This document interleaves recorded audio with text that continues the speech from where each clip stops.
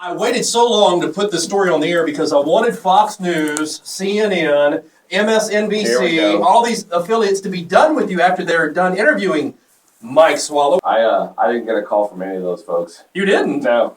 I used to work for the sheriff's office for 10 years, the Cox Parish Sheriff's Office, and I was a patrolman, and I trained the guys on patrol. Well, I'm standing outside last Wednesday, actually, and I'm on the phone. I'm talking to a police officer that works for the Lake Charles City Police, actually. It was kind of funny. And I was like, hey, man, what's going on? Hey, we're talking, catching up. And all of a sudden, out of the corner of my eye, I see a black male subject run around the backside of the radio station.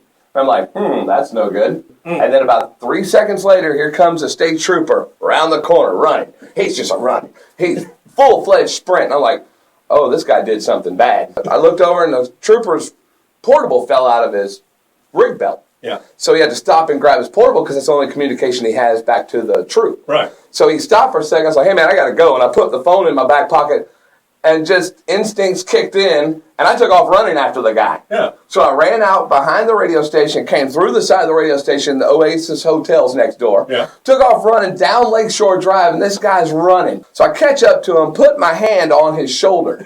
And when I do, he turns around and takes a swing at me. Well, I duck. Took a swing? Yeah, he took a swing at me. He's trying to punch me in the face or something so he can get away. Yeah. So I duck, and he took off running again. As soon as he took off running again, I grabbed him, and I slammed him on the concrete.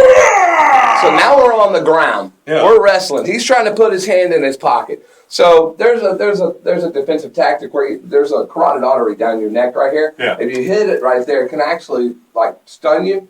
Well, it stunned him enough where I put him into a wrist lock, put it behind his back, and then I'm on the ground with my knee in his back, and I'm holding his arm like this, holding it. Next thing you know, here comes a state trooper, and he runs up, and we cuff him, and we stand him up, and I say, hey, man, there's something in his pocket, or a gun, knife, I don't know what he's got. Yeah. So they pulled some stuff out of his pocket. We walked him back. So we caught him. He went to jail, and another dumb criminal back in the clinker. Wow. Wow, I need a bodyguard. Oh, Aaron needs a bodyguard. Yes. You know what's funny is after that all happened, a couple of people at the office said, Mike, I didn't realize you were that fast.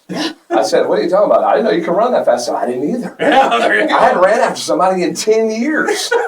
I mean, it was crazy. And then the guy was like, man, that guy tackled me. I don't even know who he is. And he goes, he used to be a cop. He goes, oh, man. He's our Lake Charles Superman. That's what he is. No. So, I mean, I don't know. You never know. He could have robbed something. He could have. He could have done something. I saw this trooper needed some assistance.